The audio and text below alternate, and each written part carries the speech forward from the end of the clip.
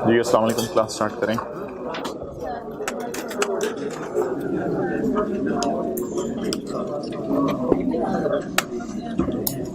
आज हम ये एक सवाल करेंगे, क्वेश्चन 4, क्वेश्चन 12, कुछ डिस्कशन करेंगे। ये आपका होमवर्क होगा।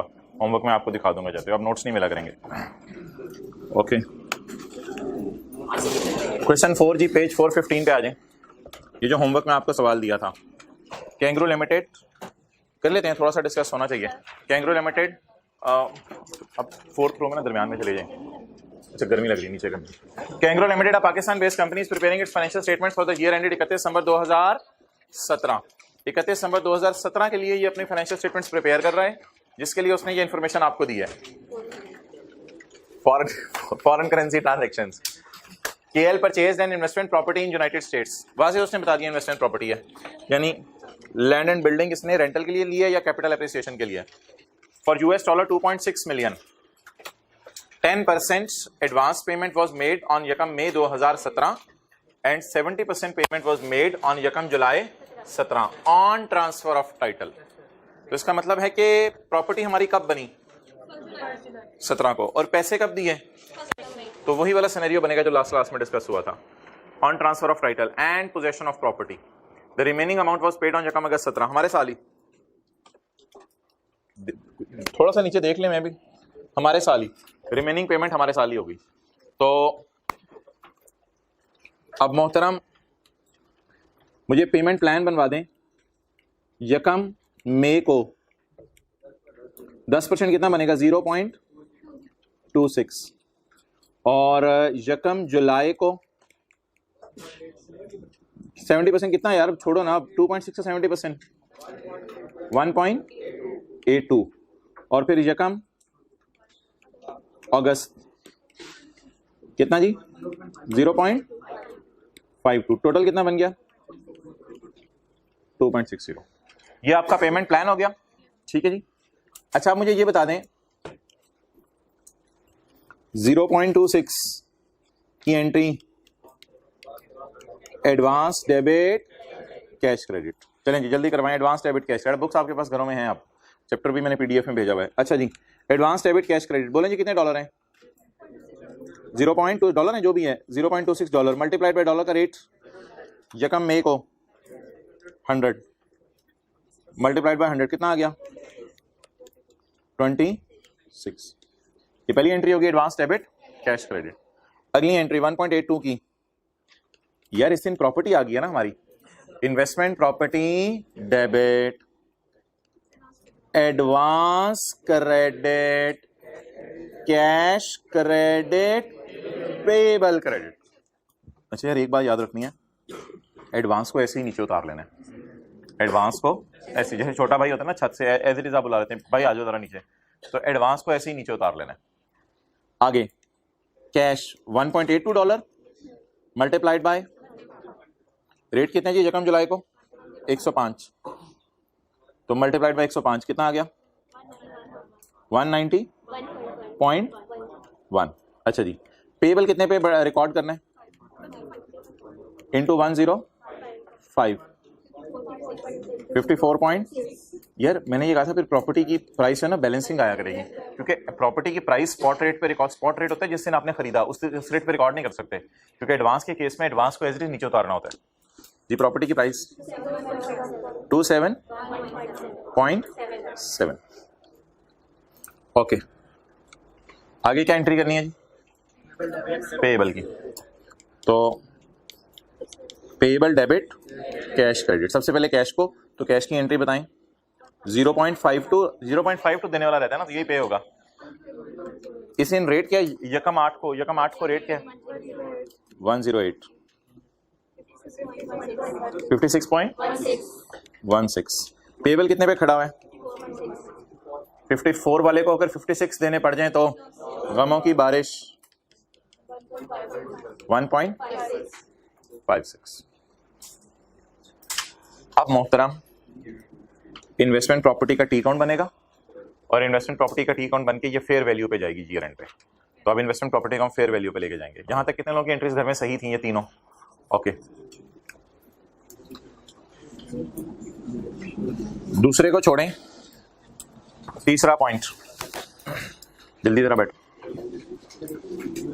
KL uses fair value model on 31 November 17 an independent valuer. उसने बताया कि इसकी वैल्यू क्या है, $2.5 मिलियन। और ये डॉलर कितने के 31 नवंबर को 116, और प्रॉपर्टी कितने की होगी, $2.5 मिलियन। तो मैं जनरल एंट्री नहीं कर रहा अभी, टी अकाउंट इन्वेस्टमेंट प्रॉपर्टी का। इन्वेस्टमेंट प्रॉपर्टी का बैलेंस कितना आ रहा है 1 जुलाई 17 का, जिस दिन हमने प्रॉपर्टी बाय की थी, 271.7 कैरी डाउन। इन्वेस्टमेंट प्रॉपर्टी हमारी $2.5 मिलियन की हो गई। $2.5 मिलियन मल्टीप्लाइड बाय डॉलर कितने का, 116,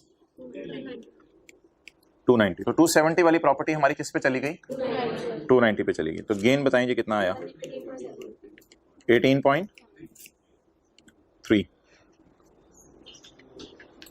आप बताएं जी एंट्री अगली क्या होगी। वैसे तो ये एंट्री एंड पे होगी क्योंकि एक और लाइन भी ऊपर दी हुई है, लेकिन बहरहाल एंट्री बोलें,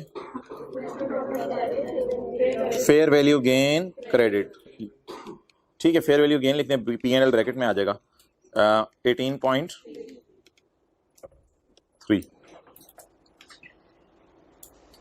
यहां तक किसी ने तस्वीर खींचनी है तो देख ले। वैसे तो जिसने होमवर्क नोट किया होगा वो टिक ही करा होगा, उसके लिए कोई इतना इशू नहीं है। उधर उधर उधर। अच्छा जी, अगली अब हमारी जो जनरल एंट्री होगी वो होगी किराए की, और वो बड़ी मजे की थी क्योंकि किराए की एंट्री में भी ना एडवांस आ रहा था, किराए की एंट्री में भी एडवांस आ रहा था। तो अब अगली एंट्री हमने जो किराए वाली है वो देखनी है।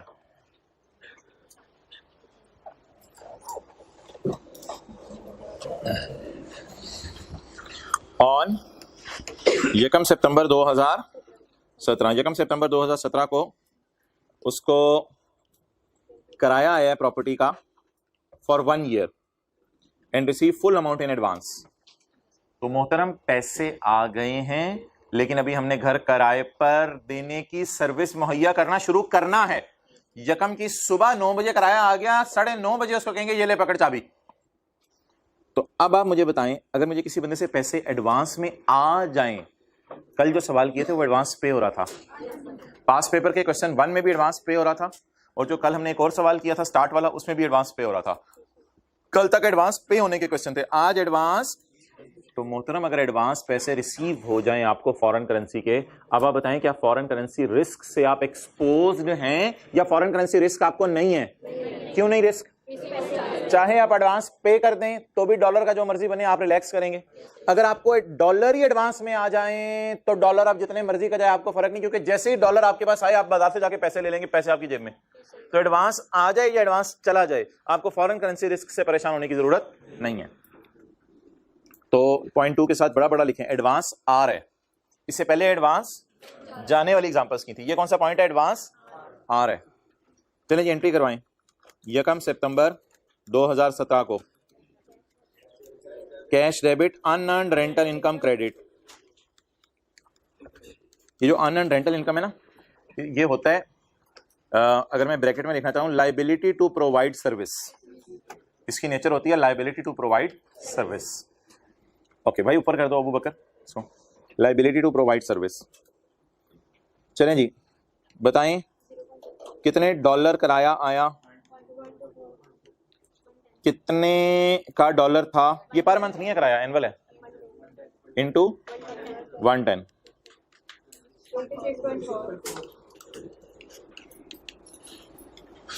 ओके अब किस दिन का डेट आएगी, 17। हमने अपनी इन्वेस्टमेंट प्रॉपर्टी कब किराए पे दी, सितंबर, अक्टूबर, नवंबर, दिसंबर। हमारा साल कब खत्म हो गया, अनअर्न्ड में से निकाल के कितना अर्न्ड में डाल दें और बाकी 8 महीने अनअर्न्ड में पड़ा रहने दें। तो अनअर्न्ड अकाउंट को आहिस्ता आहिस्ता खत्म करना है, लेकिन पूरा फिलहाल खत्म करने की जरूरत नहीं है। अनअर्न्ड रेंटल इनकम, ऐसी यूआरआई मैंने लफ्ज यूज कर लिया, unearned rental income account debit और आरआई क्रेडिट यानी रेंटल इनकम क्रेडिट, क्योंकि अब अनअर्न्ड का लफ्ज इसके साथ लिखना मुनासिब नहीं होगा, कम से कम 4 महीने की मैं बात करूं। लेकिन मोहतरम ये रेट अब नहीं देखना आपने ईयर एंड वाला, क्योंकि जब आपके पास एडवांस में पैसे आ चुके हैं तो आपको नहीं, आप इससे कंसर्न डॉलर कितने का हो रहा है। अब आप डायरेक्ट वो फिगर पकड़ें 26.4 ये पाक रुपीज में है प्लीज, ये पाक रुपीज में है, रुपीज इन मिलियन है असल में। 26.4 कितने महीने का किराया है, हमें कितने महीने का चाहिए, 4 महीने का। क्या जवाब आ गया, 8.8। तो इधर देखिएगा, ये इन्वेस्टमेंट प्रॉपर्टी बाय करने की और इसको रीवैल्यू करने की एंट्रीज थी, यानी फेयर वैल्यू पे लेके जाने की, और ये इन्वेस्टमेंट प्रॉपर्टी को किराए पे देने की एंट्रीज थी। क्लियर?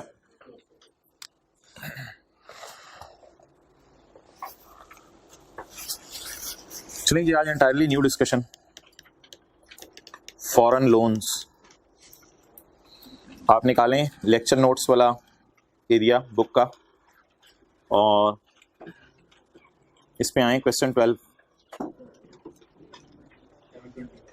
ये पेज नंबर बनेगा 762।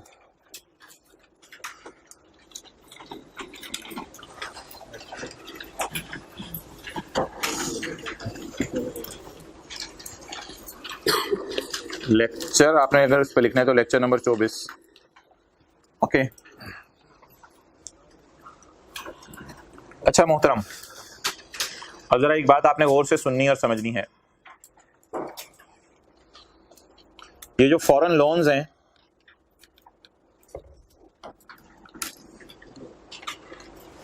या ये पेएबल होंगे या रिसीवेबल होंगे, या फॉरेन लोन पेएबल होंगे या वही ग्रांटेड लोन। ऐसे अल्फाज आ जाते हैं कि दफा बच्चा परेशान हो जाता है। वही ग्रांटेड लोन या वही बोलें प्रोवाइडेड लोन। इधर क्या लफ्ज होगा, वही बोलें बोलें बोलें बोलें वही एक्सेलेंट, वही ऑब्टेन्ड, वही ऑब्टेन्ड लोन, वही बोरोड मनी, वही बोलें बोलें बोलें वही बोरोड मनी, वही लेंट मनी, वही लेंट मनी, हमने पैसे उधार दिए। तो ये मुख्तलिफ अल्फाज हैं जो आप लोगों ने इंट्रो में पढ़े हुए थे, इनको जरा लिख लें, ऐसे जहन में रह जाते हैं। तो हम उधार ले भी सकते हैं और उधार दे भी सकते हैं। उधार लेने के लिए क्या अल्फाज इस्तेमाल होते हैं, ऑब्टेन्ड लोन, और उधार लेने के लिए एक और लफ्ज वही बोरोड लोन।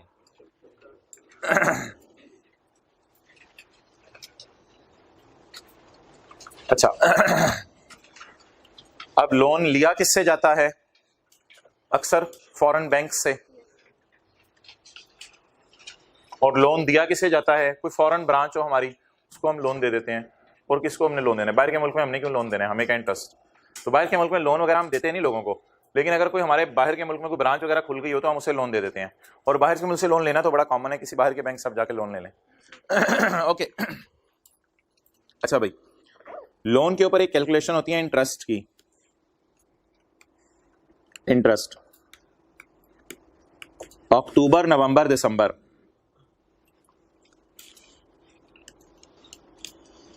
आपने लोन बोरो किया, किस दिन बोरो किया जी, यकम अक्टूबर को, यकम अक्टूबर को लोन बोरो किया। तो मुझे बता दें इंटरेस्ट जो आप बुक करेंगे वो कितने महीने का करेंगे, 3 महीने का, क्योंकि हमारा ईयर एंड कहां पे आ जाएगा, बोलें 31 दिसंबर। तो इंटरेस्ट बुक कितने महीने का करेंगे, 3 महीने का करेंगे। तो लोन के ऊपर इंटरेस्ट कितने अरसे का निकाला जाता है, पूरे साल का, या जितना अरसा लोन इस्तेमाल हुआ। प्लांट आपने खरीदा यकम अक्टूबर को, तो डेप्रिसिएशन 3 महीने की रिकॉर्ड करेंगे। मिलती जुलती बात, लोन अगर आपने यकम अक्टूबर को लिया तो इंटरेस्ट बुक कितने महीने का करेंगे, 3 महीने का। मैं पे नहीं कह रहा, पे हो सकते हैं आप 3 महीने का अभी ना करें, हो सकता है पे आपने साल के 6 महीने बाद करना हो, साल बाद करना हो, पे जब मर्जी करें, लेकिन इंटरेस्ट बुक या रिकॉर्ड कितने महीने का करेंगे, 3 महीने का करेंगे। अगर लोन किस दिन लिया, 1 अक्टूबर को, और ईयर एंड कब है, क्लियर। अच्छा, इंटरेस्ट एक्सपेंस जो आपने बुक किया है वो आपने कितने महीने का बुक किया है। अब सवाल ये होगा कि कौन से एक्सचेंज रेट के ऊपर इंटरेस्ट, अब सवाल ये होगा कौन से रेट पर इंटरेस्ट एक्सपेंस बुक करें। तो अब कुछ लोग कहेंगे जी यकम अक्टूबर का रेट ले लें, कुछ कहेंगे नवंबर का रेट ले लें, कुछ कहेंगे दिसंबर का रेट ले लें। वो तो प्रैक्टिकली फिर पॉसिबल नहीं होगी इतनी ज्यादा चीजों को कैटर करना।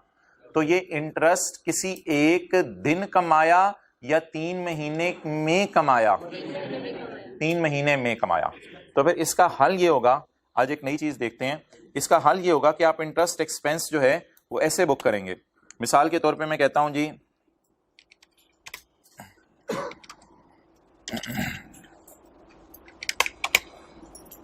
मिसाल के तौर पे मैं कहता हूं आज यकम अक्टूबर है, कल 2 अक्टूबर, परसों इस तरह 4 अक्टूबर, 5 अक्टूबर, इस तरह ये फिगर्स चलती रहेंगी।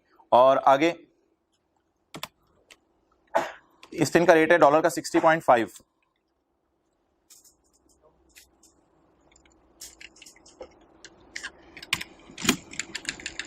अच्छा इस दिन का डॉलर का रेट है 60.6, इस दिन 60.5 ही रहा, इस दिन 60.4 हो गया, इस दिन किसी वजह से 61 हो गया डॉलर का रेट।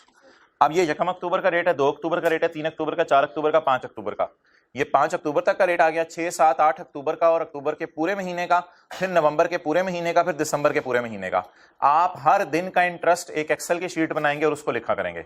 जब हर दिन का इंटरेस्ट लिखेंगे तो एंड के ऊपर जब आप जाएंगे तो आपको 3 महीनों में शायद 90 दिन नजर आ रहे हो, 90, 91, 92 जितने भी हो, तो 90 दिनों के इंटरेस्ट को, एक्सचेंज रेट को टोटल करेंगे और एक्सचेंज रेट को टोटल करके 90 से डिवाइड कर देंगे। फिलहाल अगर मैं आपसे पूछूं बचपन में जो चीजें करते थे कि आप मुझे एवरेज रेट बता दें, तो एवरेज रेट कैसे निकलेगा? एक्सेल पे आपको पता है ऑल्ट इक्वल टू का बटन दबता है, ये सम हो गया, ये सम होके ये तो पता नहीं कौन सा एक्सचेंज रेट है, कम से कम डॉलर इतने का नहीं है, लेकिन इसको मैंने डिवाइड कर दिया, बोले किससे, डिवाइडेड बाय 1, 2, 3, 4, 5 से, तो 60.6 एवरेज रेट निकला है। आपको निकालने की जरूरत नहीं, पेपर में गिवन होगा, पेपर में गिवन होगा, आपको इतनी लंबे चौड़ा काम नहीं करना पड़ेगा। तो हर डेट का एक्सचेंज रेट लिखा जाएगा, किन महीनों का, छोड़े पर ये तो ऐसी डिस्कशन हो रही थी, इधर वापस आ जाए। यकम अक्टूबर से लेके 31 दिसंबर तक कितने दिन बनेंगे? अप्रोक्सीमेटली 90 दिन। 90 डेज का रेट देखा जाएगा, उन सारे रेट्स को जमा किया जाएगा, 90 पे डिवाइड किया जाएगा, तो एक दिन का एवरेज रेट आ जाएगा। तो वो जो एवरेज रेट होगा उसको यूज करके इंटरेस्ट को क्या किया जाएगा? बुक किया जाएगा। क्लियर? तो छोड़ें, ये बातें लिखी हुई हैं जगह जगह, पढ़ लें, अभी तक कुछ ऐसा नहीं था जो नोट करने की जरूरत है। There may be receipt of a loan from a foreign lender, हो सकता है बाहर वाला बंदा लोन दे, ये मैं वही किताब का जो पेज आपको खुलवाया 762, there may be receipt of a loan from foreign lender, हमारी किताबों में क्या होगा? पेएबल। और there may be granting of a loan to foreign, it will be loan. Interest must be calculated on the outstanding foreign currency. Outstanding amount का मतलब ये होता है कि 3 महीने कितना उधार खड़ा रहा, 3 महीने कितना उधार खड़ा रहा, तो 3 महीने जो उधार खड़ा रहा उसे कहते हैं आउटस्टैंडिंग। आउटस्टैंडिंग, आउटस्टैंडिंग का मतलब लिख लें constantly remain payable, constantly remain payable. लेकिन जब सवाल करेंगे तो बात और वाज़ेह होगी। वही कहा था मुसलसल 3 महीने उधार खड़ा रहा, 1 रुपया वापस नहीं किया लोन का, तो वो सारा का सारा लोन पेएबल में जाएगा और उसमें इंटरेस्ट रिकॉर्ड होगा। Interest expense and interest income should be recorded at average rate, ये बात आपको बताई थी, over the period to which the interest relate. चलें जी सवाल शुरू करें, ये तो क्वेश्चन 12 से पहले कुछ हिंट थे, सवाल स्टार्ट करें। ये कंपनी है BS लिमिटेड, पाकिस्तानी कंपनी है, obtained a 5-year long-term loan from Gill Bates in Mexican peso Mexican peso dollar है कोई, तो इसके अंदर हमने गिल बेट से क्या ले लिया हजरात? लोन ले लिया। तो लोन लिया है या दिया है? लोन लिया है। कहीं पुट्ठी एंट्रीज ना कराइएगा कि डेटर डेबिट सेल क्रेडिट करना हो, आप परचेज डेबिट क्रेडिट क्रेडिट करके एंट्री सारी आ जाए। The terms of the loan were as follows, कहां से पता चला है लोन लिया है? Obtained loan. अच्छा, गिल बेट्स ने हमें दिया कितने? $1,00,000 शॉप, इसको ऊपर कर दो यार, इसको ऊपर कर दो वरना थोड़ा सा इधर हो जाए, इसको ऊपर कर दो। अच्छा बताएं जी, उसने लोन हमें दिया कितना है? तो लिफाफे में बंद करके कितने डॉलर हमारे पास आए होंगे? बाहर के मुल्क का पायलट ने हमें लाके कितने डॉलर पकड़ाए होंगे? $1,00,000 पकड़ाए होंगे। इनटू BS अकाउंट ऑन यकम जनवरी 14, हमारे अकाउंट में फिर डायरेक्ट शायद उसने बाहर के मुल्क से भेज दिए हैं, जो भी हुआ है। The interest rate on the loan was 7.931% per annum. BS is required to make repayments of Mexican peso dollar 25,000, इसमें प्रिंसिपल भी शामिल होगा, इंटरेस्ट भी शामिल होगा 25,000 में। और ये हमने पेमेंट्स जो है वो कितनी करनी है, इसके ऊपर जरा मुझे जरा ढूंढ के बताएं, आगे ना पढ़ें, इसके ऊपर ढूंढ के बताएं मुझे कि मैंने पेमेंट्स जो है वो प्रिंसिपल और इंटरेस्ट डाल के कितनी करनी है। कहाँ लिखा हुआ है? 4। हाँ, ये मोहतरम मेन लाइन थी सवाल की। लोन कितने साल का है? 5 साल का। अब जरा जहन में ना थोड़ी सी इमेजिनेशन करनी है। 5 साल का लोन है, हमें मिला कितने, हमें कितना मिला है, लाख, और रीपे कितना करने हैं, इसमें क्या क्या शामिल है। ये क्या चक्कर है कि 1 लाख हमें उधार मिला, अभी पाक रुपीज में बातें ना करें, अभी हमारा लेवल है डॉलर में बातें करें बस। हमें $1,00,000 लोन मिला और 5 साल में हमने 25,000 हर साल पे करना है। ये क्या चक्कर है, ये क्यों नहीं मैच कर रहा। $1,00,000 लिया और 25,000 आपने पे करना है 5 साल तक, ये टोटल बन जाएगा 1,25,000। तो ये 1,25,000 क्यों पे कर रहे हैं ये। अच्छा मुझे ये कैसे पता चला कि पेमेंट्स 5 होनी है। लोन कितने साल का है, 5 साल का है, तो फिर पेमेंट्स भी कितनी होनी है, 5 होनी है। तो लाख के साथ आपने इनफ्लो लिखा और 25,000 के साथ आउटफ्लो। किताबों वालों ने लाख के साथ क्या लिखा, इनफ्लो, और 25,000 के साथ आउटफ्लो। तो 25,000 पर एनम आउटफ्लो है या 25,000 जो है एक ही दफा आउटफ्लो होना है पर एनम होगा, जाहिर बात है, प्रिंसिपल और इंटरेस्ट। तो एनुअल लिखा हुआ है। तो मोहतरम अब ये जो है ना क्या कहते हैं, बिल्कुल लीज की तरह की कहानी बन गई। जैसे एसेट की प्राइस होती थी ₹1,00,000, तो वो किस्तें बना के 1,25,000 में हम खरीदते थे। तो इसी तरह ₹1,00,000 हमने उधार लिया है और किस्तें बना के वापस कितना करना है, 1,25,000 रुपया। तो अब आप हजरात मुझे बता दें कि हम, आपको प्रिंसिपल क्या लग रहा है, लाख लग रहा है 1,25,000, पहले जरा सोच के बता दें।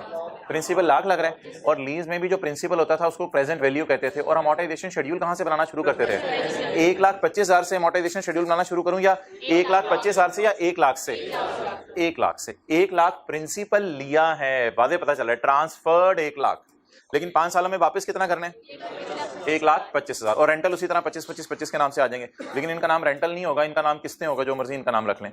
तो आप 25,000 की रीपेमेंट्स कर रहे होंगे, उसमें प्रिंसिपल भी होगा और आगे तो सवाल में लाइनें कोई इंपॉर्टेंट नहीं है, जरूरत। BS limited has rupees as its functional currency, इसके फंक्शंस पाक रुपीज में हो रहे हैं। Currency used in Mexican is Mexican पीसो।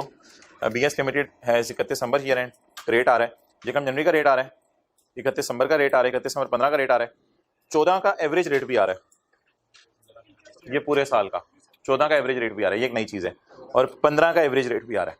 वरना आमतौर पे किसी एक डेट का रेट दिया होता था, ये 2014 के 365 दिन का एवरेज रेट है, यानी हर दिन का रेट जमा किया होगा, उसको 365 पे डिवाइड किया होगा, एवरेज रेट 8.2 निकल आया। साल के पहले दिन कितना रेट था, साल के आखिरी दिन, तो एवरेज 8.25 क्यों नहीं है। साल के पहले दिन रेट क्या था, साल के आखिरी दिन रेट क्या है, तो एवरेज 8.25 क्यों नहीं है। ये पहले और आखिरी दिन की एवरेज नहीं होती, ये 365 फिगर्स को जमा किया जाता है, उसकी एक एवरेज होती है। तो वो एवरेज कितनी आ रही है, 8.2। क्लियर। तो इन रेट्स की जरूरत नहीं है, वो जब सवाल खुलेगा तो पता चल जाएगा। चलें जी, अमोर्टाइजेशन शेड्यूल बनाना शुरू करें। प्रिंसिपल से शुरू किया करना है आपने।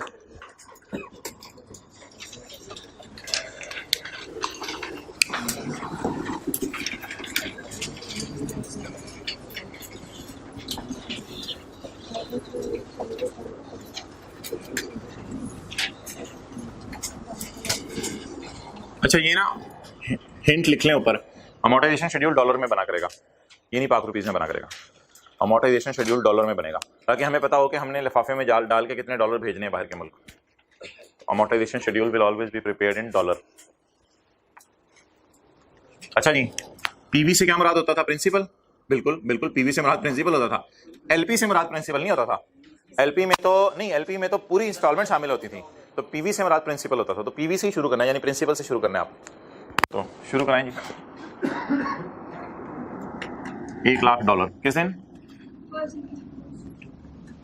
बस वैसे कैमरा इधर लाने की जरूरत नहीं है, किताबें आ गई हैं, ऑनलाइन वालों के पास भी है। यकम जनवरी 14 किस्तें देखते हैं कब कब पे होनी है। BL is required to make repayments with first payment falling due on 31 दिसंबर। तो फिर दूसरी पेमेंट 31 दिसंबर, 15, 16, 31 दिसंबर, 14, 31 दिसंबर, 15, 31 दिसंबर, 16, 31 दिसंबर, 17 जी। 25,000 के साथ उसने ब्रैकेट में लिखा हुआ है कि इसमें प्रिंसिपल इंटरेस्ट दोनों शामिल हैं। इसका मतलब है 25,000 की फिर किस्त है।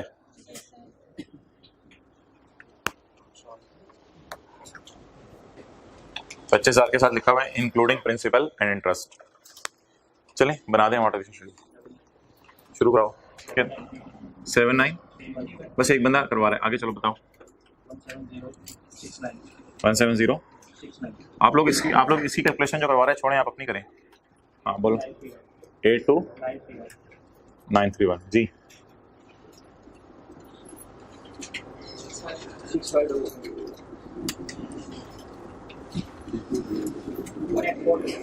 देख के नहीं बता सकते क्योंकि सोल्यूशन में अवेलेबल नहीं है ये। 18423 64508। इस स्लो हम बना रहे हैं ताकि आप भी मेरे साथ बना के फ्री हो जाए। 5116 जी।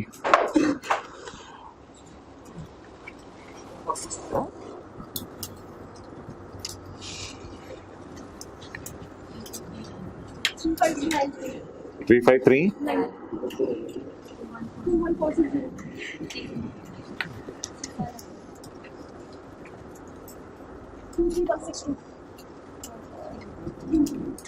4 में से एक जाएगा तो 3 आएगा ना, 4 में से एक जाएगा।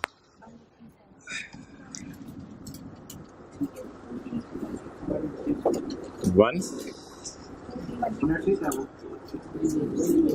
बताएं जल्दी। हाँ 23163।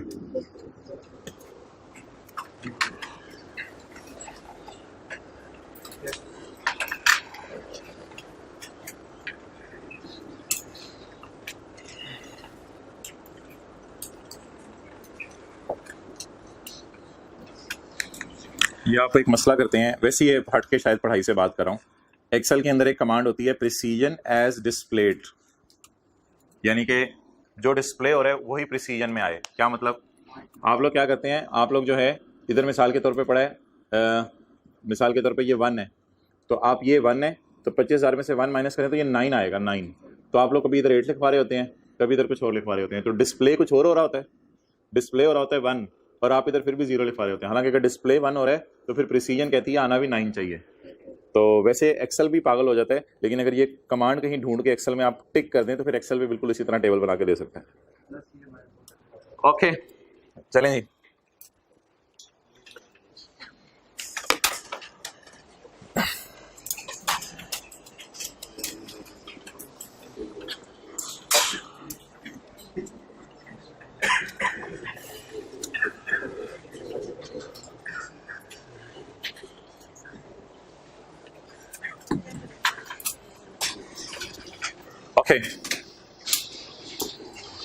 अब ये स्टेप्स जरा सवाल करने के देख लें। स्टेप 1 हमारा हो गया है। क्या है जी स्टेप 1? मैं उसी सफ़े पे दरमियान में आ गया हूँ किताब पे। सफ़ा पलटना हुआ करेगा, मैं खुद बताया करूंगा, इधर उधर ऐसे ना देखा करें, पता नहीं स्क्रीन पे कहाँ चले गए हैं। सफ़ा पलटना होगा तो मैं बता दूंगा। Prepare loan amortization schedule in, read question carefully, whether interest is included in installment और नॉट। फिलहाल हमारे सवाल में तो शायद शामिल है, कभी कोई ऐसा सवाल भी आ सकता है जिसमें इंटरेस्ट शामिल ना हो, लेकिन बहरहाल इंटरेस्ट और प्रिंसिपल दोनों शामिल हैं किस्त के अंदर, उनको हमने स्प्लिट कर दिया, अलग अलग कर दिया। तो ये अमोर्टाइजेशन शेड्यूल किसमें बन गया है? फॉरेन करेंसी में। ओके भाई, कुछ जगहों पे आसानी के लिए जनरल एंट्रीज का पैटर्न जो है वो हम बदल लेंगे। तो आज भी हम जनरल एंट्रीज का पैटर्न थोड़ा बदलने लगे हैं, लेकिन जनरल एंट्रीज का पैटर्न बदलने से पहले पुराने वाला पैटर्न जो है वो आप मुझे बताएं क्या था। पुराने वाला पैटर्न जनरल एंट्रीज का रफ वर्किंग में कर रहा हूँ। यकम जनवरी 14 उधार लेने की एंट्री। फिलहाल फिलहाल फिलहाल फिलहाल मुझे डॉलर में करने दें। ऐसे ही मैंने माना पेपर में डॉलर में एंट्रीज नहीं करनी, फिलहाल डॉलर में करने दें। यकम जनवरी 14 right of use debit lease liability credit या cash debit loan credit. Entry तो उसी तरह की होता है, right of use debit lease liability credit और cash debit loan credit. Okay 31 दिसंबर 14 बोलें जी बोलें, तरतीब से चलें, तरतीब से। कैश क्रेडिट कितने dollar? 25,000 dollar. 25,000 dollar cash credit, loan debit, interest expense debit. हम इनकम नहीं कमाएंगे, इंटरेस्ट एक्सपेंस डालेंगे जी। लोन डेबिट 17069 आगे 7931। तो ये लोन की एंट्रीज है, cash debit, loan credit, loan debit, interest debit, cash credit. इन एंट्रीज का वर्जन थोड़ा सा मॉडिफाई करने लगे हैं, तो ये लीज के मिलती जुलती थी, थोड़ा सा आज पैटर्न हम बदलने लगे हैं। यकम जनवरी 14 कैश डेबिट $1,00,000 से। अच्छा जी, दूसरी एंट्री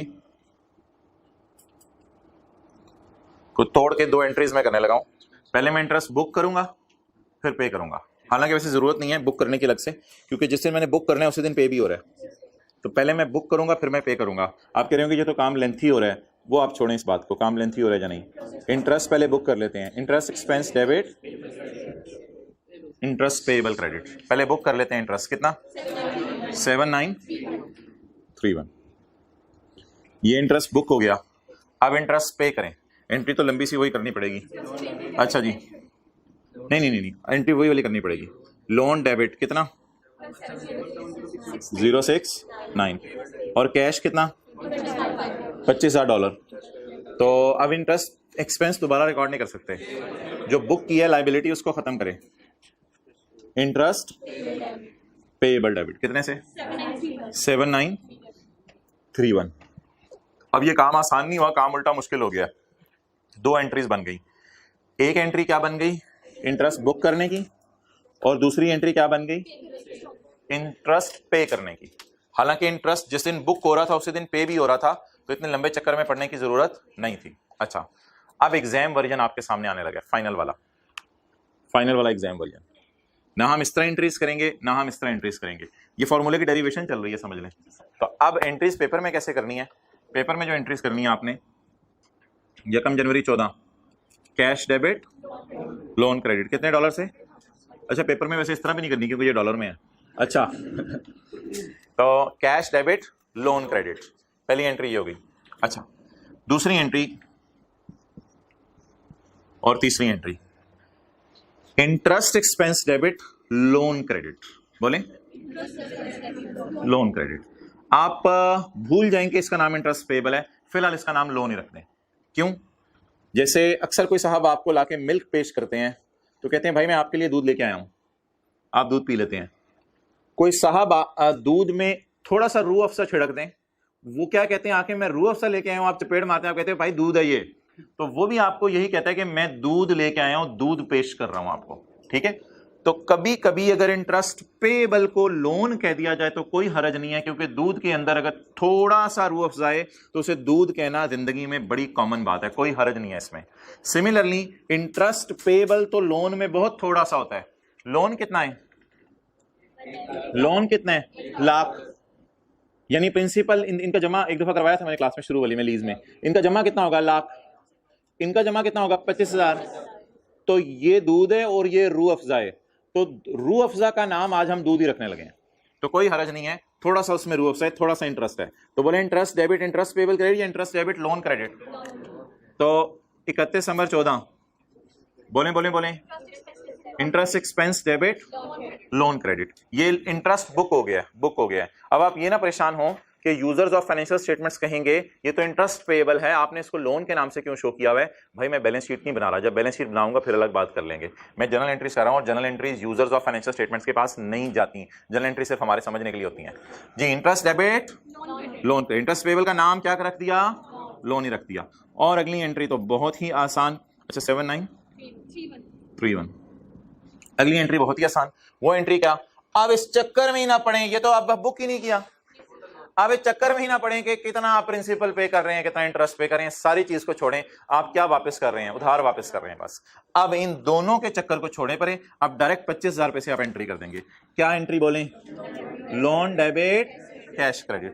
तो ये एग्जाम लेवल का एक सिंप्लीफाइड वर्जन बन गया। सिंप्लीफाइड वर्जन से प्रिंसिपल से हमें कोई कंसर्न नहीं है कि प्रिंसिपल कितना पे हुआ, प्रिंसिपल इसमें वैसे गायब ही हो जाता है, इस पैटर्न में प्रिंसिपल गायब हो जाता है, प्रिंसिपल कितना पे हो रहा है उससे पता ही नहीं चलेगा जनरल एंट्रीज करते हुए। लेकिन P&L बैलेंस शीट बनाते हुए जरा बातें आप याद करा दीजिएगा कि क्या क्या की थी। अब सादा सी बात है, उधार लिया, इंटरेस्ट बुक किया, और उधार और इंटरेस्ट दोनों क्या कर दिया, वापस कर दिया। ये बिल्कुल एक्सेप्टेबल पैटर्न है एंट्रीज का, बल्कि आईके अपनी किताब में इसी तरह एंट्रीज कर रहे हैं, तो उसमें कोई हरज नहीं है। चलें जी, नोट करें डेरिवेशन, ये सारी रफ वर्किंग है, क्योंकि डॉलर में एंट्रीज नहीं करनी पेपर में, डॉलर में एंट्रीज नहीं करनी पेपर में। रफ वर्किंग करें सारी।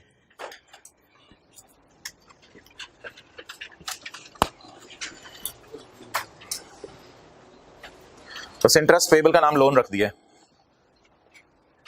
इस तरह ना एंट्रीज कंपाउंड नहीं होंगी। कंपाउंड का क्या मतलब है, देखो नहीं, कंपाउंड का मतलब है दो दो तीन तीन चीजें आ रही होती है ना एंट्रीज में। अब ये बस debit credit debit credit debit credit, simple entries होंगी। ऐसा कर क्यों रहे हैं, इसलिए कि फॉरेन करेंसी में ना बार बार रेट अप्लाई करना पड़ता है, वो बहुत ज्यादा मुश्किल हो जाता है काम। इतने ज्यादा करेंसी के रेट्स गिवन होते हैं कि सवाल मुश्किल हो जाता है। फिर इस तरह सवाल जरा आसान हो जाएगा। हाँ, सिंपल सवाल क्वेश्चन आसान हो जाता है, सोल्यूशन।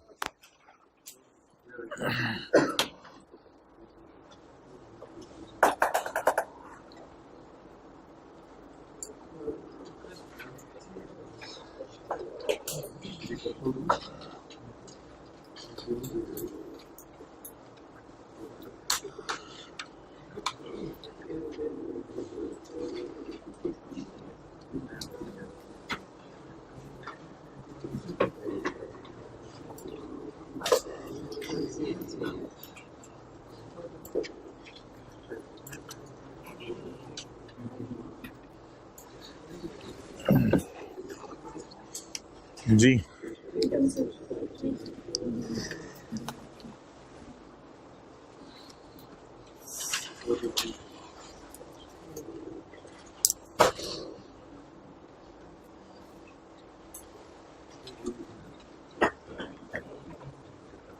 तो सफे के टॉप पे एक बात लिख लें, इंटरेस्ट पेबल की जगह हम लोन का लफ्ज़ यूज कर रहे हैं। ये इतना लंबा चक्कर डालने का ये मकसद था। इंटरेस्ट पेबल की जगह लोन का लफ्ज़ यूज कर रहे हैं।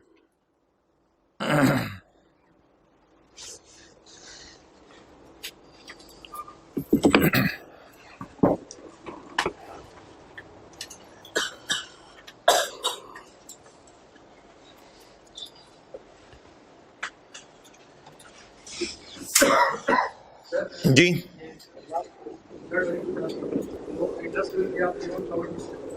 सेकेंड वाली एंट्री में इंटरेस्ट पेबल की जगह हमने लोन का यूज कर लिया। इंटरेस्ट एक्सपेंस तो आना ही है ना, खर्चा तो रिकॉर्ड पीएनएल में तो होना है ना। हाँ लोन पेएबल है।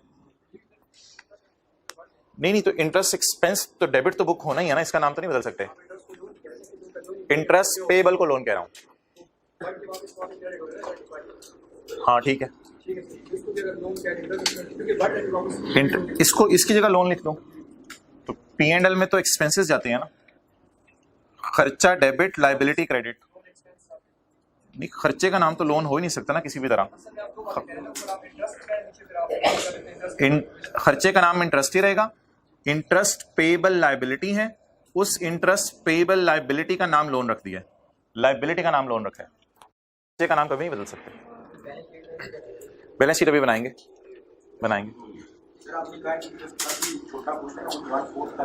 ओ तो ऐसे समझाने के लिए बात की है, बस एंट्रीज इन द एंड ये करनी है। ओके चलें जी, अब एक काम हमने करना है, लोन का टी अकाउंट बनाना है। डस्टर दो, वर्किंग 2 शुरू करें जी। अब ये वाली एंट्री जहन में रखनी है, इन एंट्री से हमने सवाल शुरू करना है। वर्किंग 2 लोन का account, loan account. Let's start. यकम जनवरी 14। अब आप लोग प्लीज एंट्रीज की तरफ मत देखें, एंट्रीज की तरफ मत देखें, बड़ी तसल्ली से बात सुन लें। एक दफा मैं बार बार नहीं कहूंगा। जनरल एंट्रीज की तरफ जब मैं देखने को कहूंगा तब आपने देखना है। बताएं जी, लाख रुपए की entry, cash debit loan credit. मैंने बड़ा सा इसलिए अकाउंट खोला है क्योंकि मैंने बीच में 5 रुपये से मल्टीप्लाई भी करना है ना जगह जगह। अच्छा जी बोले, एंट्री पहली cash debit loan credit. Loan receivable account है, लोन पेएबल अकाउंट है? लोन पेएबल अकाउंट है। कैश डेबिट लोन क्रेडिट कितना? $1,00,000। कितना जी? ना $1,00,000 बस, फिलहाल डॉलर में। कल बैंक अकाउंट मैंने बनाया था, बैंक का टी अकाउंट, तो मैंने कहा था पहले डॉलर में या फॉरेन करेंसी में बना लिया करें। कितना हो गया जी? $1,00,000। अब टेंटिव रहे। पहली एंट्री बताएं जी, कैश डेबिट लोन क्रेडिट कितने से?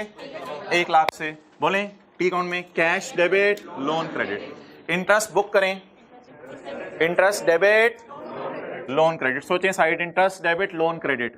हमने सोचा था लाख देने, लेकिन साल गुजर गया तो इंटरेस्ट भी तो देने उस पर। तो इसलिए लाइबिलिटी को बढ़ाएं। हमने सोचा था सिर्फ उधार लाख वापस करना है, लेकिन साल बाद पता चला कि क्या वापस करना है, साथ इंटरेस्ट भी वापस करना है। 31, 12, 14 बोलें जी। Interest expense debit loan credit कितने से, ना इधर ना देखें, कितने से इंटरेस्ट बुक करें, 7931। तो $1,00,000 भी देने हैं वो जो प्रिंसिपल लिए हुए हैं, और इस साल का इंटरेस्ट भी देना है 7931। लेकिन फौरन शुक्र है पेमेंट भी कर दी हमने, एक सेम डेट को हमने पेमेंट भी कर दी। पेमेंट बताएं कितने डॉलर की $25,000 की। एंट्री बताएं, लोन डेबिट। तो इंटरेस्ट पेबल का अलग टी अकाउंट नहीं खोलना पड़ा, वरना बड़ा हैसल मच जानी थी। एक ही अकाउंट के अंदर एक ही बस अरेंज कराई, सारी सवारियां उसी में डाल लें, बजाय कि एक बस लेट आ रही हो, दूसरी बस बारात की लेट आ रही हो, तीसरी कहीं और पहुंची हो, बस एक ही करा ली। इंटरेस्ट डेबिट लोन क्रेडिट दूसरी। तीसरी एंट्री बताएं जी उधार वापस करने की। हाँ मैंने माना इसमें प्रिंसिपल इंटरेस्ट दोनों चीजें हैं, वो कोई फर्क नहीं पड़ता। तीसरी एंट्री बताएं, loan debit cash credit. Loan debit cash credit 31 दिसंबर 14 जी। कितने डॉलर, मैंने नीचे इसलिए लिखा, मुझे लग रहा था इधर जगह नहीं शायद बचेगी, थोड़ा सा नीचे लिख लिया। $25,000। अभी भी आप स्टिल इधर लाएं, एक लाइन इधर छोड़ दी मैंने, एक लाइन मैंने इधर छोड़ दी। शायद करेंसी का लॉस आ जाए, शायद गेन आ जाए, वो फिर मैं देखता हूं गेन आएगा या लॉस आएगा। तो एक लाइन एहतियातन इसके लिए छोड़ दी है। उसके बाद मैं कैरी डाउन निकालने लगा हूं। तो कैरी डाउन आप मुझे बता देना, ना कैरी डाउन कैलकुलेटर पे निकालना है, कैरी डाउन कैलकुलेटर पे निकालें। 1,00,000 जमा 7931 माइनस 20। हाँ आगे जो भी आपको फिगर नजर आ रही है मैच कर गई है वो छोड़ें, उसकी खैर है। 82,931 आप कैलकुलेटर पे निकालें फिलहाल। 1,00,000 प्लस 79 माइनस 25,000 जी बोले। $8293 ये मैंने लिख दिया बैलेंसिंग। चलें जी अब नोट कर लें आप, डॉलर में लोन अकाउंट बन गया, इसको पाक रुपीस में भी इकट्ठे कन्वर्ट करेंगे।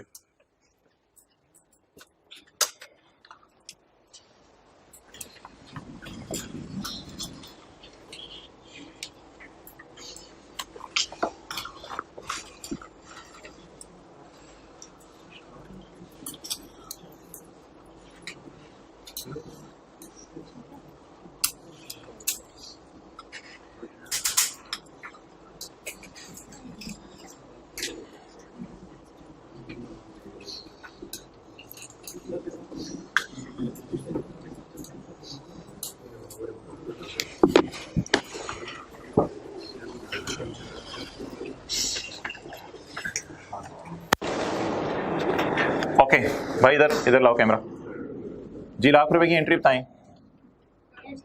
कैश डेबिट, इंटरेस्ट बुक करने की एंट्री और पे करने की।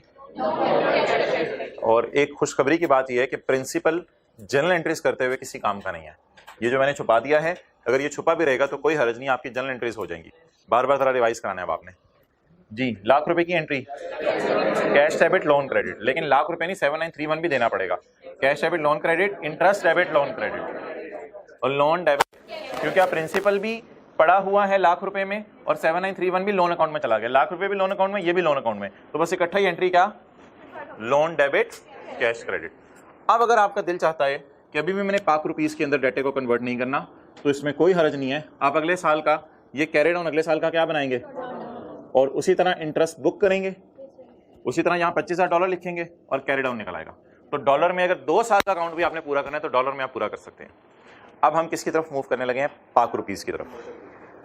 सिर्फ एक जगह एवरेज रेट यूज करना है, गलती से यहां एवरेज रेट यूज ना कर लीजिएगा। यहां कैश का लफ्ज मैंने लिखा है, यहां कैरी डाउन है, यहां कैश का लफ्ज लिखा है। ये जो खर्चा P&L में जाना है ना, ये जो दूसरी एंट्री है जहां खर्चा बुक होना है, वो कौन सा रेट यूज करना है, पेमेंट करते हुए एवरेज रेट यूज नहीं करना।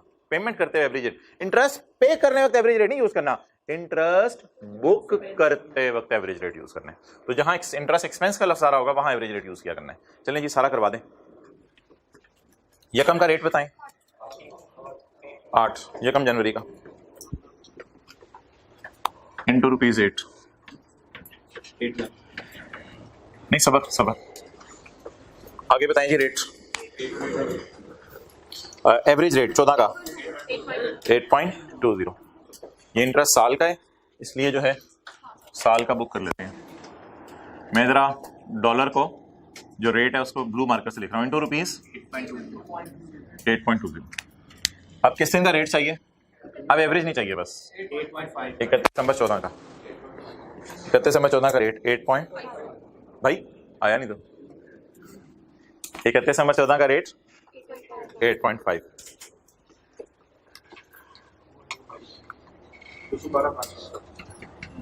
ना यार ऐसा तो मैं करना, फिर उधर भी तो नहीं किया ना मैंने, सबर कर लेना। अच्छा 31, 12, 14। अब अगेन कोई एवरेज रेट की जरूरत नहीं है, 8.5।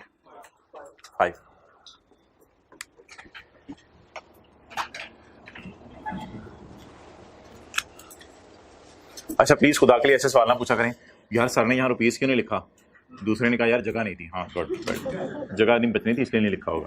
नहीं यार नहीं लिखना होता यहाँ पे रुपीस फिर। ओके अच्छा जी, स्टेप्स में आए उसी सफे पे। पहले हमने क्या किया था, प्रिपेयर लोन अमोर्टाइजेशन इन फॉरेन करेंसी। दूसरा काम हमने क्या किया, open T account of loan and right down the opening balances if any, वो तो थे नहीं। दूसरा काम क्या किया था, record the payments in T account using spot rate and record the interest using average rate.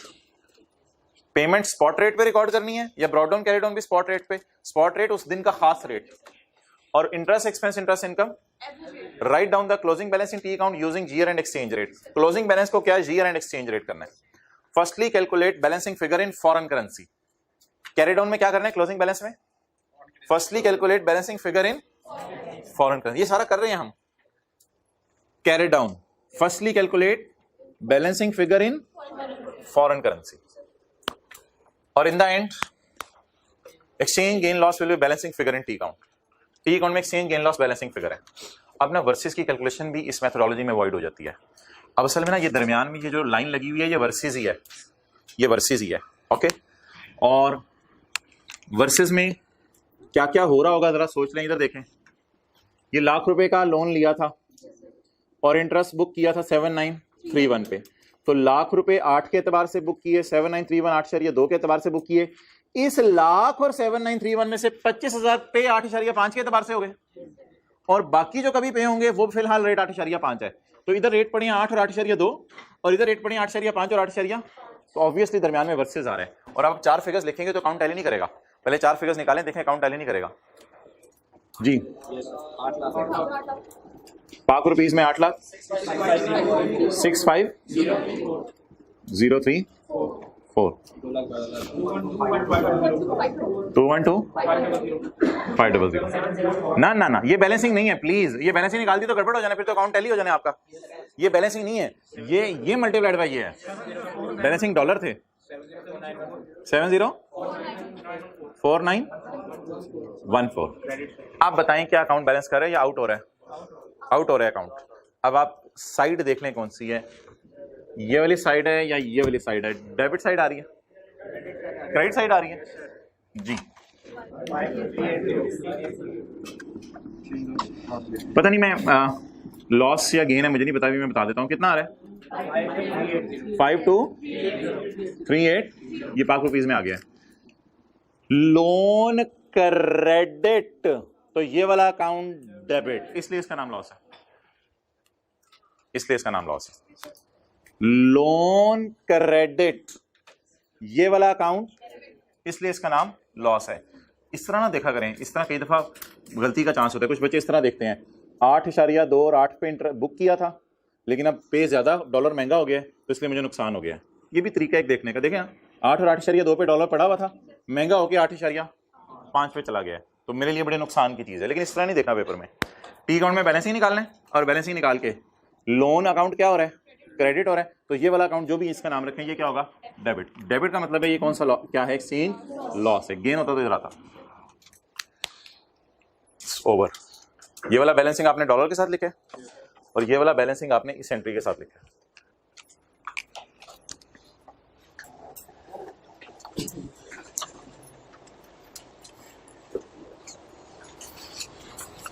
Okay अच्छा जी, अब जनरल एंट्रीज तो अभी छोड़ें, मैं जरा P&L और बैलेंस शीट बना रहा हूं।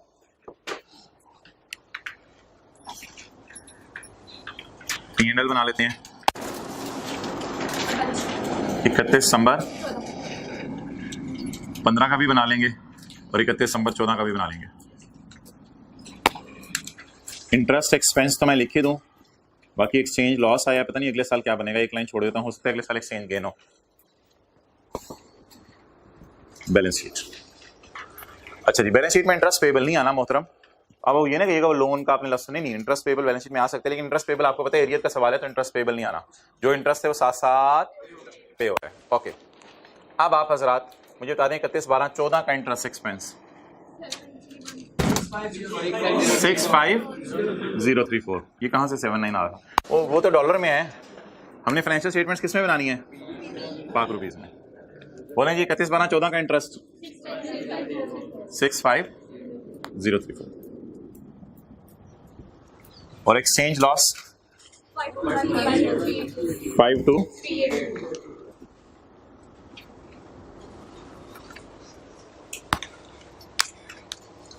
अच्छा जी, बैलेंस शीट बनाने के लिए क्या करते हैं जी?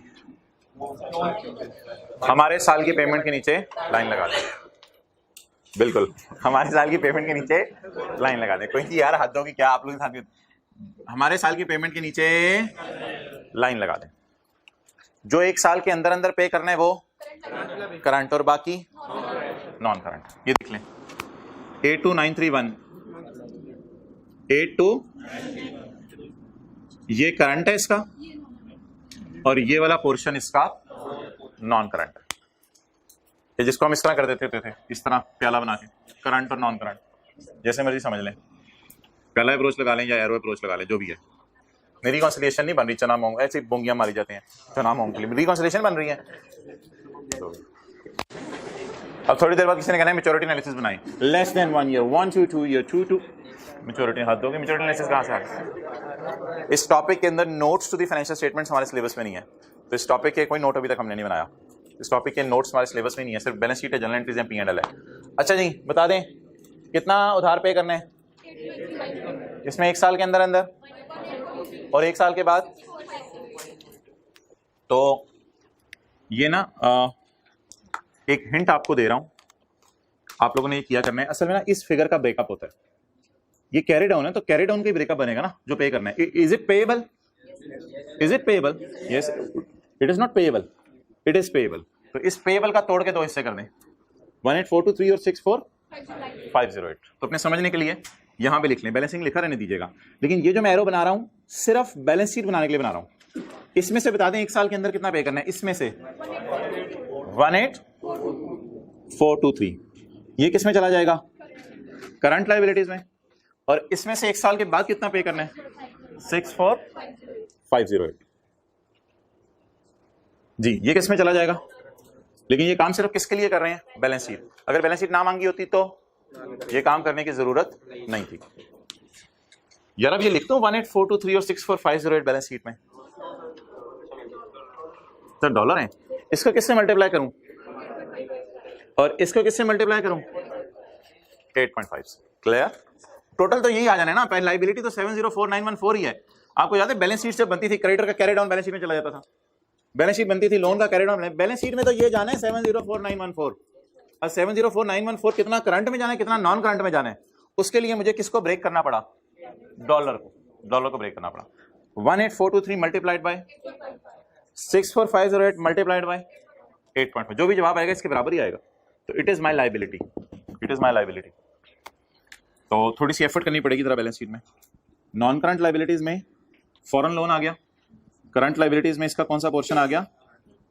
Current portion. चलें जी, 18423 मल्टीप्लाइड बाय 8.5, 18423 मल्टीप्लाइड बाय, हाँ साथ लिखना पड़ेगा, थोड़ी मेहनत चाहिए। 156596 156596 और 64508 मल्टीप्लाइड बाय 8.5।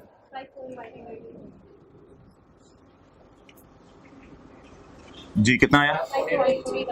548318। थोड़ी मेहनत करें तो ये, और ये 156 और 548, ये फिर हो जाएगा 704914।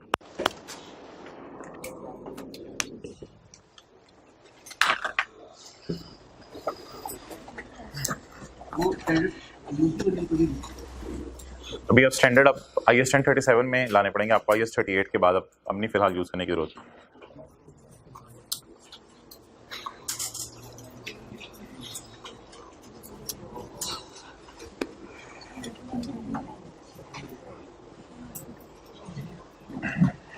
भाई ये नजर आ रहा है ये, ओके जबरदस्त।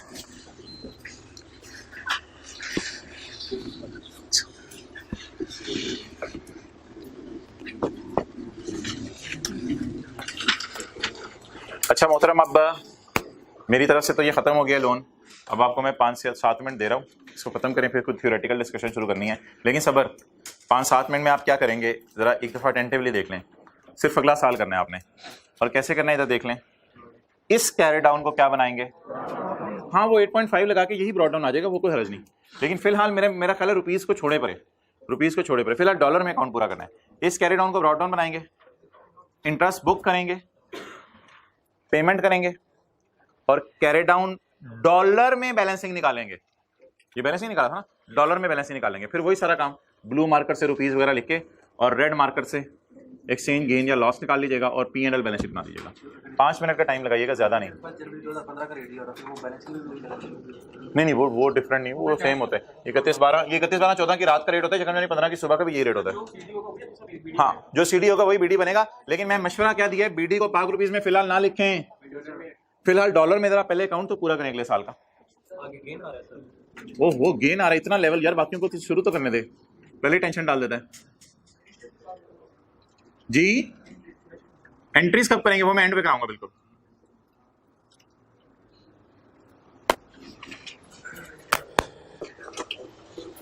ट्राई करें दूसरे साल का अकाउंट डॉलर में बनाने की। कोई एक्सचेंज रेट मत देखें, खुदा के लिए एक्सचेंज रेट्स मत देखें। अभी डॉलर में कैरी डाउन निकालें पहले।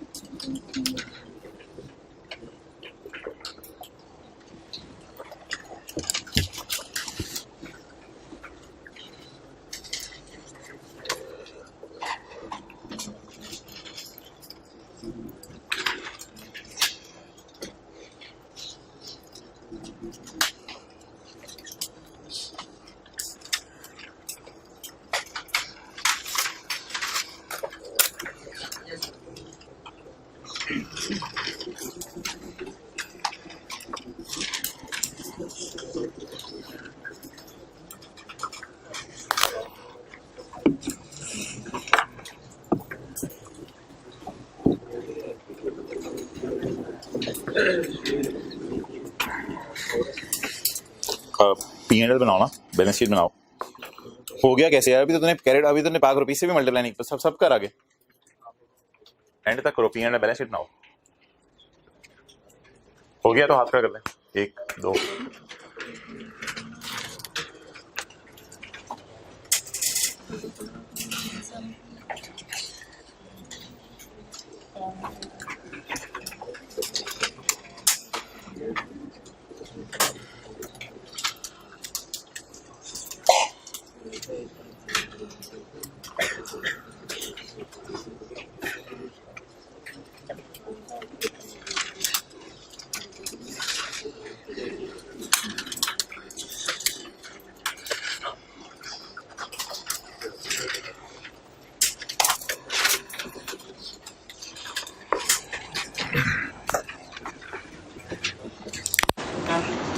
ओके,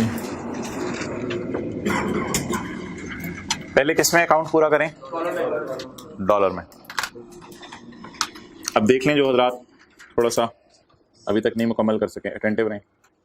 ब्रॉड डाउन $82,931, ये ब्रॉड डाउन आ गया।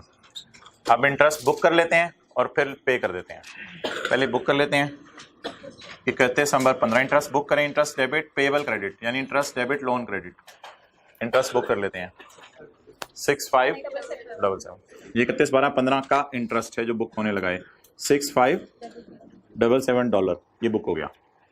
ओके, अब 31/12/15 को, तो मोहतरम इसकी जरूरत नहीं है अब प्रिंसिपल के अलग से, बस ये वाला 25,000।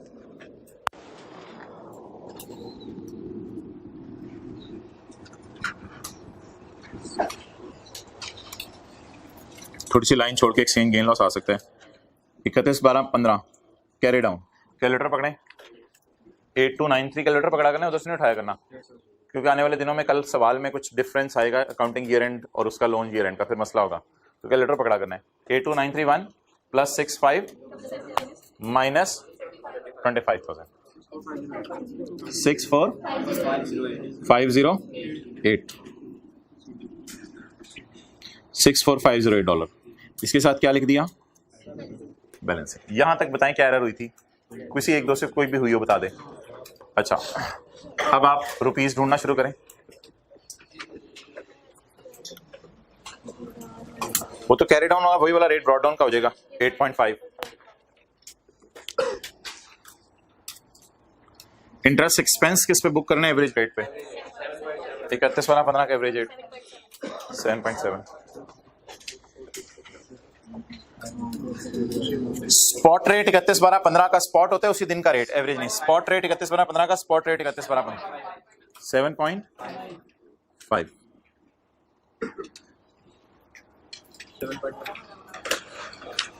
ओके, 7.4 क्यों कर ली? 31/12/15 को तो रेट वही है ना, 31/12/15 7.5।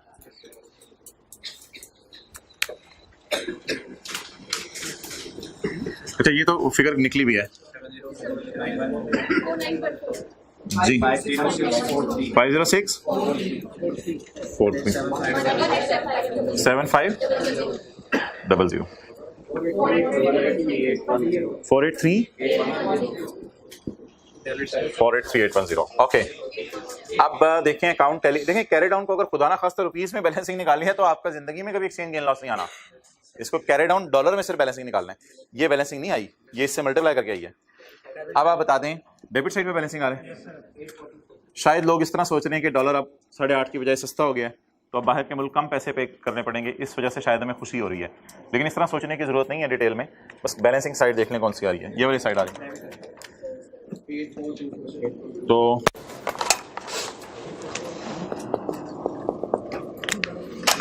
सारे एक ही बरादरी के लग रहे हैं। अच्छा यार कीर हो गई तो नवा ही बंदा हाथ होगी तो का, ये है जिंदगी। ओके, 247। तो लोन डेबिट, तो लाइबिलिटी अगर कम हो रही हो तो हमें खुशी होगी। Loan debit, exchange gain credit, ये वाला अकाउंट क्रेडिट होगा, ये बैलेंसिंग आ गया 84247। क्या चीज़ है, मैं कहाँ लिखने जा रहा हूँ, कहीं भी नहीं, बस ठीक है, कहीं कुछ भी नहीं है। 84247। अच्छा जी, अब P&L बना लें पहले। Interest 50643, exchange gain 7।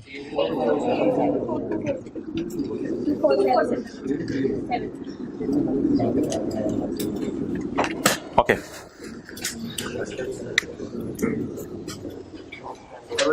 Carry down ही बैलेंस शीट में जाना है, तो हमारे साल की पेमेंट के नीचे लाइन लगा दें।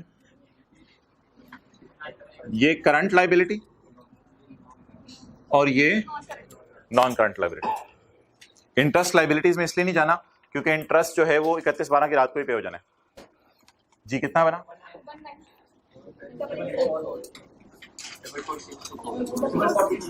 624। ओके, अब बताएं 19884 इंटू 7.5 और 44624 इंटू 7.5 इंटू 9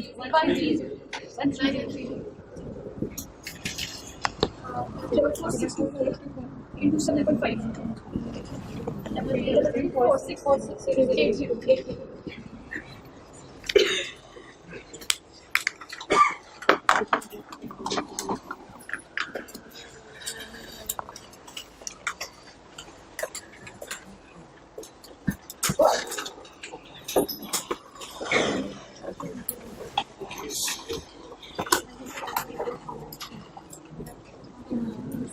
अच्छा, आप मोहतरम इधर लाएं। बाहर निकल के साथ रहने का रिक्वायरमेंट पड़ी थी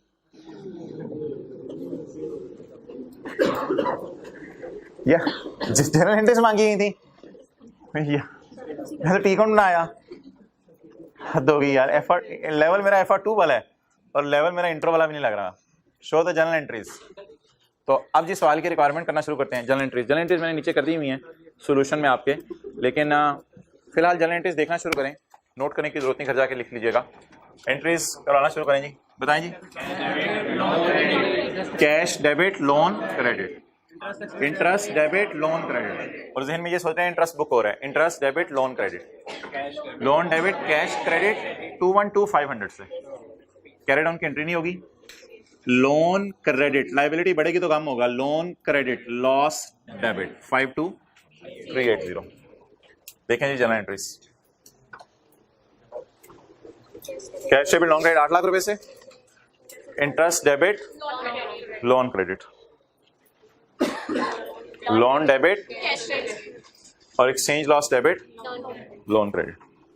तो ये हमारा पहला साल खत्म हो गया।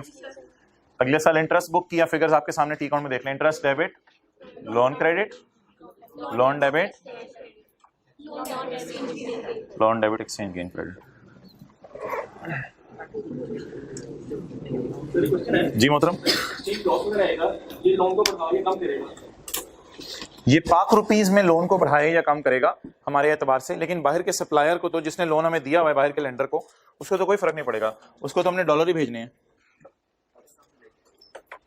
हाँ, पाकिस्तान से लेके ये बरकत मार्केट में रशीद की दुकान है, गोगा ने की भी चने से।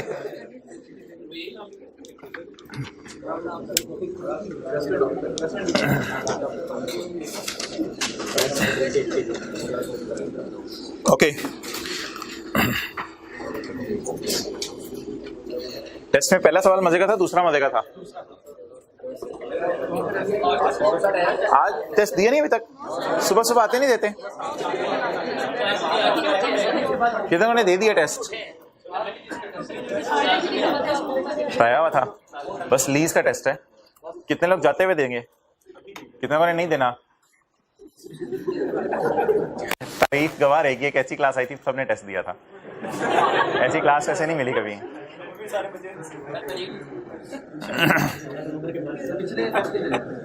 पिछला टेस्ट तो मिल, हाँ आज लेके आएगा वो, आज ले आएगा, चेक हो गए मैं। अच्छा भाई मोहतरम, उसमें आ जाएं, किताब में आ जाएं।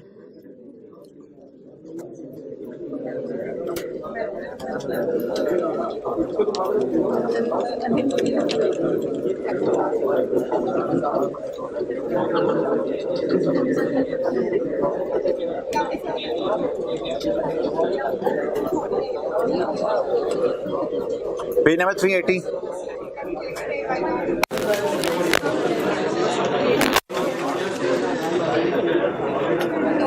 सफा नंबर 380।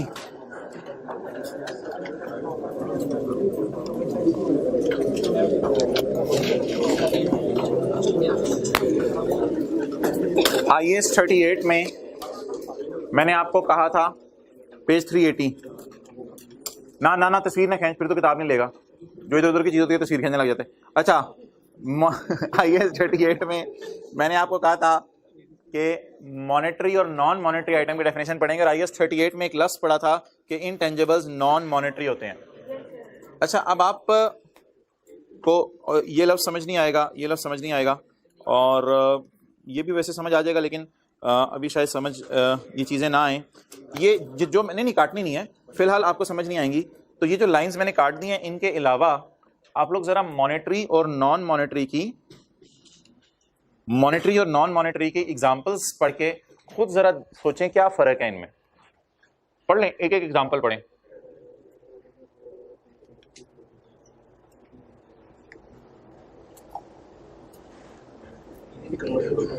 मॉनेटरी और नॉन मॉनेटरी,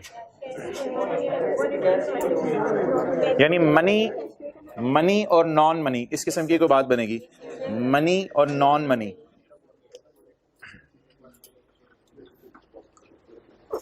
देखिए ना, प्लांट से तो यूनिट्स प्रोड्यूस होने हैं, फिर बिक के शायद कैश आने, लेकिन डेटर से तो आना ही कैश है, डेटर से आना ही कैश है। तो मॉनेटरी आइटम्स की बड़ी आसान सी डेफिनेशन है, वो याद कर लें, रिसीवेबल्स पेबल्स। रिसीवेबल्स पेबल्स को क्या कहते हैं? Monetary item. रिसीवेबल्स पेबल्स को क्या कहते हैं? Monetary item. लेकिन एक बात याद रखिएगा, कैश इन इटसेल्फ एक मॉनेटरी आइटम है, क्योंकि ये तो सबसे बड़ा मॉनेटरी आइटम है। इससे बड़ा क्या होगा? कैश जो पड़ा हुआ है हमारे पास दराज में, ये सबसे बड़ा monetary item, it is money. अच्छा जी, मॉनेटरी आइटम। डेटर से क्या पैसे क्या आने? पैसे। क्रेडिटर को पैसे देने हैं। लोन या दिया हुआ है वापस आ जाएगा, और अगर उधार लिया हुआ है तो देना पड़ेगा। लोन रिसीवेबल पेबल, उसके ऊपर इंटरेस्ट रिसीवेबल, और ये सारे कौन से आइटम्स हैं? Monetary items. ग्रेचुटी पेबल, छुपी हुई ग्रेचुटी पेबल, एम्प्लॉइज को रिटायरमेंट के टाइम देनी है, ये 12 में हम पढ़ेंगे, ये फाइनल अकाउंट में पढ़ेंगे। Dividend payable. दराज में जो पैसे पड़े हैं ये मनी है, बैंक में जो पैसे पड़े हैं ये मनी है। लीज लाइबिलिटी, लाइबिलिटी टू पे कैश है, लाइबिलिटी टू पे कैश है। अगली एंट्री पता क्या होती है? Lease liability debit cash credit, ये भी लाइबिलिटी टू पे कैश है। करंट टैक्स लाइबिलिटी, हुकूमत को जो आपने पैसे देने होते हैं। ये डेफर टैक्स तो लिख लेना, IS 12.9 और 10 IS 12 में पढ़ेंगे, काटना नहीं है फिलहाल। अच्छा, काटा मैंने इसलिए कि समझ नहीं आएगा अभी। Property plant and equipment is not right to receive money. इससे यूनिट्स बनाएंगे, यूनिट्स प्रोड्यूस करके डेटर बनेगा, डेटर फिर मॉनेटरी आइटम होगा। Property plant equipment in itself money नहीं है। इसी तरह शेयर्स बाय किया आपने, शेयर्स बाय किए। इसी तरह आपने बायोलॉजिकल एसेट्स, एनिमल्स हैं आपके पास, एनिमल्स मनी नहीं है। एनिमल से आगे दूध बेचा, दूध के पैसे नहीं आए फिलहाल, तो वो डेटर बुक होगा उसका। Biological assets. Inventory non money है। जो दुकान पे बोतलें पड़ी हैं वो मनी नहीं है, वो नॉन मनी है। जब इन्वेंट्री उधार पे बिक जाएगी और बिक के पैसे नहीं आएंगे, तो वो जो डेटर है वो debtor is money, monetary item. Advance paid, जो कल की क्लास में डिस्कस हुआ, उदास हुआ? अच्छा, एडवांस, हाँ इधर देख, ऐसे एडवांस पेड जो कल की क्लास में दिया था, और एडवांस रिसीव जो आज की क्लास के अंदर है। एडवांस पेड क्या होते हैं? राइट टू रिसीव मनी नहीं है, ये था टेक्निकल था, इसको नीचे डाला हमने नॉन मॉनेटरी में। और advance receive for goods, liability to provide service. अगर आप किसी को एडवांस दे रहे हैं तो वो राइट टू रिसीव गुड्स है, और अगर आप खुद दुकानदार हैं और आप एडवांस ले रहे हैं तो liability to provide services. Clear? ये नॉन मॉनेटरी क्यों है? क्योंकि इसमें मनी इन्वॉल्व होकर पे हो चुकी है। अब सिर्फ आपको क्या करना है? अब सिर्फ आपको गुड्स डिलीवर होनी है, बस। अब आपको पैसे नहीं आने। आपने फर्नीचर की दुकान पे एडवांस दिया, ये जो एडवांस आपका बैलेंस शीट में एसेट नजर आ रहा है, is it right to receive money और right to receive goods? Therefore, it is not right to receive money. Debtor is right to receive money. Advance is not right to receive money. बिल्कुल inventory cash देगी, पर कब देगी? बिकने के बाद। पड़ी हुई इन्वेंट्री नॉन मॉनेटरी है। जब बिक जाएगी डेटर डेबिट होगा, तो वो डेटर मनी है। जब बिक जाएगी जो कैश दराज में आ जाएगा वो कैश मनी है। लेकिन जब तक बोतल पड़ी हुई है फ्रीजर के अंदर दुकान में, बिस्किट पड़े हुए हैं जो है वो दुकान में, वो क्या है? Non money. बिक के कैश आ गया तो कैश मनी, बिक के डेटर बुक कर लिया तो डेटर मॉनेटरी आइटम। अब मोहतरम, ये क्लासिफिकेशन क्यों जरूरी है? ये क्लासिफिकेशन इसलिए जरूरी है कि इन चीजों के ऊपर हम वर्सेस वाली कैलकुलेशन ईयर एंड पे करते हैं, इन चीजों पे हम वर्सेस वाली कैलकुलेशन ईयर एंड पे नहीं करते। तो एक जहन में सवाल आता था, कभी कभी मैं कहता था प्लांट है इसको अपने हाल पे छोड़ दें, प्लांट डेबिट कर दिया बस रिलैक्स रहें, पेबल के बारे में परेशान हो वर्सेस वाली कैलकुलेशन में डालें। क्लियर? अब मैं आपको थोड़ी सी जरा बात एक्सप्लेन करने लगा हूं। ये पहली क्लास थी शायद हमारी, ये पहली क्लास थी। ये वो तस्वीरें मैंने पिछले सेशन वाली यूज कर ली हैं, लेकिन एंट्रीज और अमाउंट सारी वही हैं। ये हमारी पहली क्लास थी, जाके ढूंढ लें। इन्वेंट्री डेबिट क्रेडिट 28,750, जाके ढूंढ लें, हाथ खड़ा करें। 28,750 की फिगर किसी को मिली है तो मिल गई, ऐसे ही हाथ खड़ा कर दिया। मेरे ख्याल से ये आपकी क्लास में भी यही सवाल कराया था। मिल गई? पहला सवाल ही ये कराया, लेक्चर 21 में कराया। बताएं जी, पहली एंट्री क्या कराई थी हमने? Inventory debit creditor. अब इन्वेंट्री अभी क्या डिसाइड हो गया है? नॉन मॉनेटरी आइटम है, और क्रेडिटर क्या डिसाइड हो गया? अब देखें क्या हुआ। जब 30 जून आया तो हमने सिर्फ क्रेडिटर को छेड़ा, जिसमें छेड़ते हैं आप साथ वाले को, हमने क्रेडिटर को छेड़ा, रजिस्टर कैलकुलेटर बॉल पॉइंट को नहीं छेड़ते आप, वो बैग में ही पड़ी रहती है। अच्छा, हमने किसको छेड़ा? क्रेडिटर को छेड़ा। और 30 जून पर हमने इन्वेंट्री को कुछ नहीं किया क्योंकि वो नॉन मनी है, उसका एक्सचेंज से अब कोई ताल्लुक नहीं है। हमें डर क्या है कि क्रेडिटर को जब पैसे देने जाऊंगा तो $230 वाले पता नहीं 125 के हैं या 134 के हो गए हैं। मुझे सिर्फ किसके बारे में परेशानी होती है? अब दुनिया के अकाउंटेंट्स ने गौर से मुतालिया किया सारे एसेट्स लायबिलिटीज का, तो जो एसेट्स लायबिलिटीज ऐसे थे जिसमें कैश आना जाना था फौरन, उनका नाम रख दिया मॉनेटरी और बाकियों का नाम रख दिया नॉन मॉनेटरी। फिर अगली क्लास में हमने प्लांट खरीदा था जिस दिन इंपेयरमेंट लॉस आपको होमवर्क में दिया था।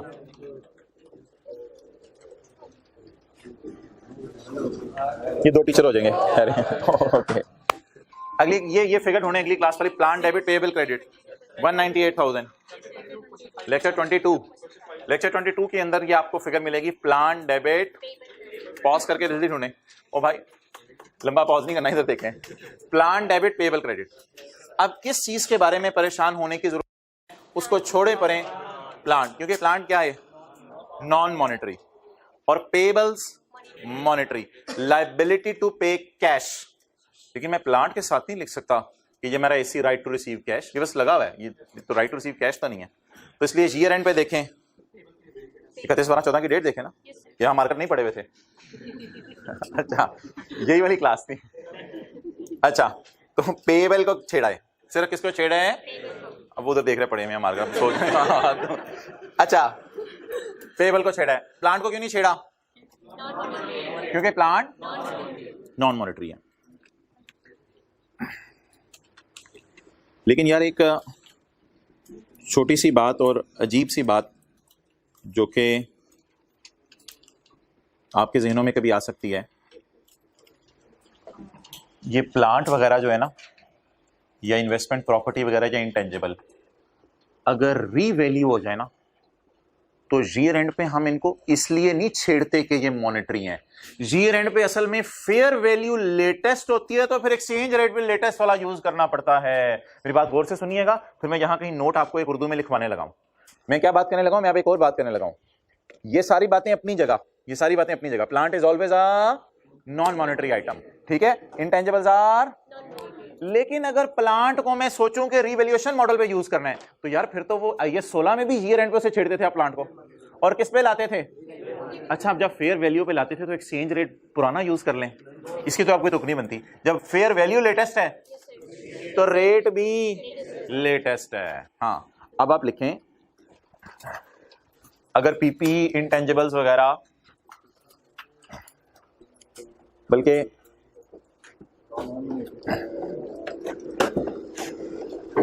इस तरह कर लेना, अगर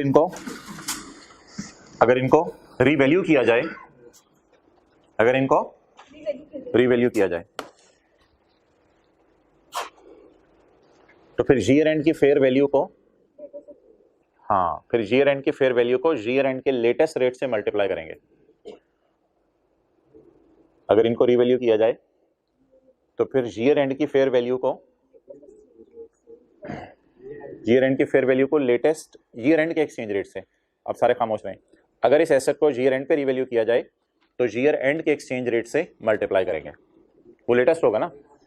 एक दो दोबारा चलो, अगर ईयर एंड पे रीवैल्यू किया जाए, उल्टा हो गई है ये, दिखाएं उर्दू, चुप कर जाए ना आप सारे, मैं उर्दू पढ़ लूं फिर आपको बताता हूं। अगर पीपी इंटेंजिबल इन्वेंट्री इनको रीवैल्यू किया जाए तो फिर ईयर एंड की फेयर वैल्यू को ईयर एंड के लेटेस्ट एक्सचेंज रेट से मल्टीप्लाई करेंगे। तो ईयर एंड की फेयर वैल्यू को लिखते हैं, तो ईयर एंड की फेयर वैल्यू को, चुप, ईयर एंड की फेयर वैल्यू को ईयर एंड के लेटेस्ट एक्सचेंज रेट से मल्टीप्लाई करेंगे।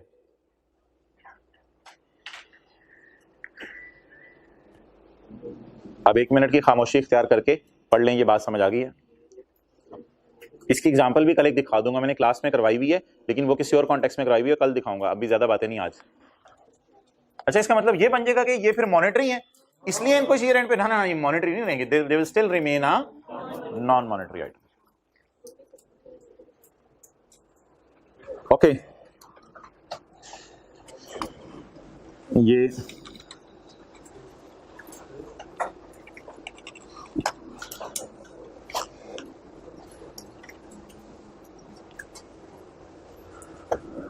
तो भी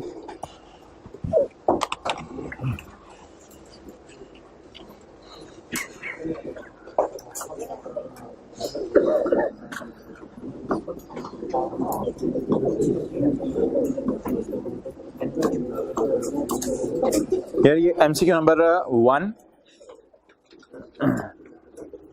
और एमसीक्यू नंबर 5 ये आप होमवर्क में कर लीजिएगा, मैं डाल दूंगा होमवर्क में भी। एमसीक्यू नंबर 1 और एमसीक्यू नंबर 5, यार पेज नंबर तो अपना पूछना है, एमसीक्यू किताब में अवेलेबल है, पेज फोड़ने। अच्छा ये तो आपके 5 मिनट लगेंगे, लेकिन आज का मेन सवाल जो होमवर्क का है वो हम नोट कर लेते हैं। 1 मिनट, कोई जल्दी नहीं करनी। एमसीक्यू 1 और 5 चलें जी।